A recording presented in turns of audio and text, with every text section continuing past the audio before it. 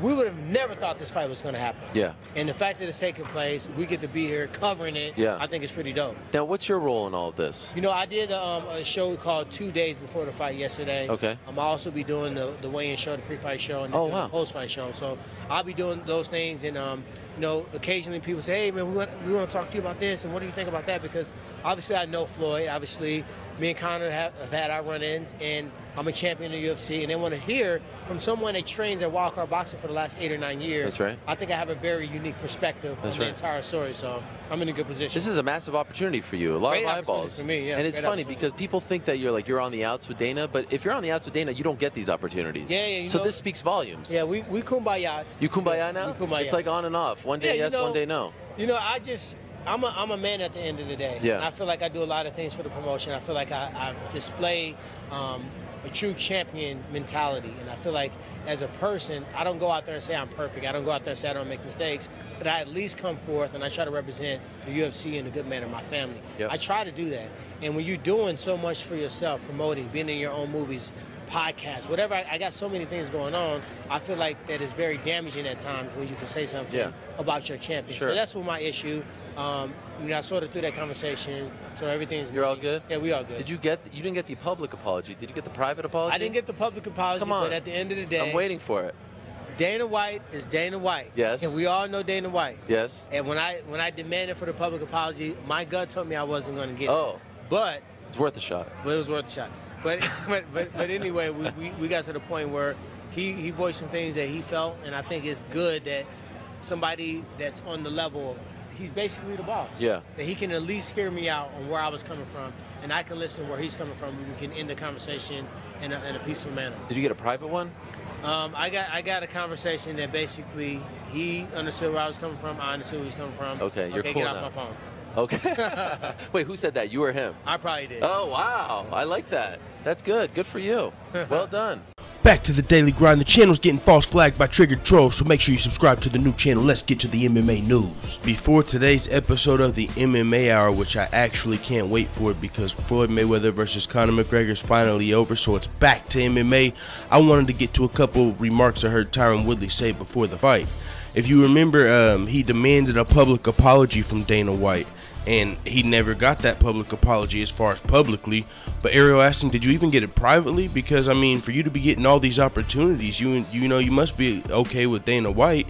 You know, he's letting you work Floyd Mayweather, Conor McGregor. He's letting you work Fox. He's doing all this stuff for you. You don't just get that if you're just nobody. He was like, yeah, we're kumbaya, as you heard. And it made me think, whoa, so Dana White. And he also said he never really expected to get the apology. Well, don't demand a public apology if you don't expect to get it, because he was talking about Dana White damaging his character. Doesn't that damage your character when you demand something and you get nothing? Doesn't that make you kind of look bad? I mean, I don't know. It might not as bad, I guess, but you know what else is damaging to your character?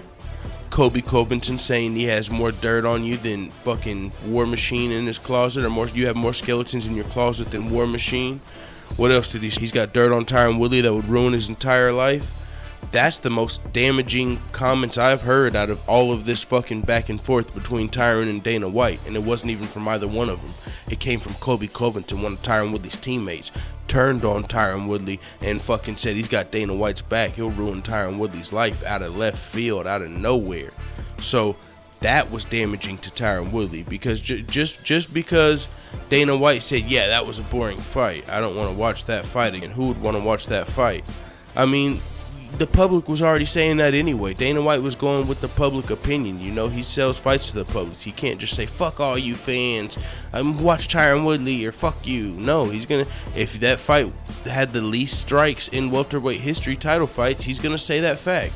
I mean, I do understand what he's saying. As a promoter, you would think you would just 100% promote your athletes, but I mean, that might compromise, you know, your fucking people believe you. They're just, oh, he's just selling the fight. We can't believe Dana White. He's never honest. He's always on his fighter's side.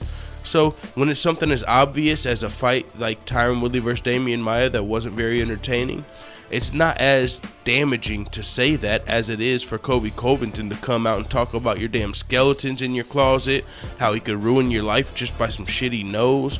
And then you also heard Tyron Woodley say, I'm not perfect. I never said I was perfect. I never said I was the, and it was like, whoa, whoa, whoa, whoa, he's changing his tune. You know, I try to represent the company to the best of my ability. I try to, you know, it got a lot more toward trying. You know, I always thought he was a good dude. He did represent the company well because, you know, that was who he is and shit. You know, I mean, I'm sure he, you know, goes out and stuff like that. I'm not saying that, but what I'm saying is, it sounds like he's changing his tune. It's sounding like Colby Covington might really know something. That's all I'm saying, man. And so that's really damaging to Tyron Woodley's character. That literally, out of all of this, Colby Covington damaged his character more than anybody. So he said he went in Colby Covington's gym and Colby Covington didn't want no smoke. He said he was shadow boxing under his picture with the belt. He didn't turn around the entire time he was in the gym. So he said he's acting like Colby Covington knows his place. But Colby Covington probably don't want no smoke in the gym. He wants the title fight. I mean, if Colby Covington does this right, which, I mean, you know, there's a lot of people that don't like Tyron Woodley, so they're going to automatically rock with Colby Covington, even though that's some snake shit. So if he plays this right, man, Tyron Woodley needs a contender. He needs somebody to fight, a fight to sell. This is some drama right here with him and Colby Covington. And like he said, he's waiting to see, you know, he's waiting to for the contenders to shuffle the deck. Right now, there's no clear-cut #1 contender. Damian Maia just lost. Jorge Masvidal just lost to Damian Maia. Robbie Lawler, he doesn't really want to fight for the title yet. I don't know if he doesn't want to fight Tyron again or if he just wants to go vacation a little bit longer, even though he's been on a long vacation since his first Tyron fight. But I mean, it seems like Robbie Lawler would be the fight to make, but Robbie Lawler was not interested in an immediate, it's not even immediate, he didn't sound interested in a rematch with Tyron Woodley for the belt. So with that being said, there's no clear-cut #1 contender. These guys are going to have to fight each other, and whoever wins 1 or 2 fights gets to fight Tyron while he heals from his injury. But Colby Covington gets a win. He's scheduled to fight Damian Maia. If Colby Covington beats Damian Maia, I think he gets the title shot. For all this shit he's done and talking about Tyron Woodley's personal life and low-key trying to expose Tyron Woodley out of nowhere. You know, it wasn't like Tyron Woodley ever said Colby Covington's name. He was fucking talking to Dana White. Colby Covington comes out of nowhere and fucking blasted Tyron Woodley. Brah, brah. That shit was crazy. So it is what it is, man. Tyron Woodley said he never got his fucking apology public or private, but him and Dana White are still cool. I mean, you know how that goes. That's literally crazy. These dudes are friends one day, then they don't like each other, then they make it up, and then Tyron Woodley's threatening to leak shit, demanding public apologies. Dana White never gives in, and he's still cool. So it's like if Tyron Woodley and Dana White ever get into it, who cares? Tyron Woodley's gonna fucking come to his senses and be like, oh yeah, that's my fucking boss. I don't want to go fight at Bellator. Let me shut the fuck up. So I mean, I don't understand why he even speaks up if he doesn't get what he wants. He demanded a public apology and you just said you didn't get it, but you're still cool. Why are you gonna demand some shit and not get it? He didn't even give you a private apology. Holy shit. Now that's terrible when you didn't even get a private apology. I understand publicly, but he could have said, all right, Tyron, I see what you're saying. My bad if you took it that way. But he didn't even give you a my bad. Man, it is what it is. Let the haters know what the fuck you tell me in the comments, dude.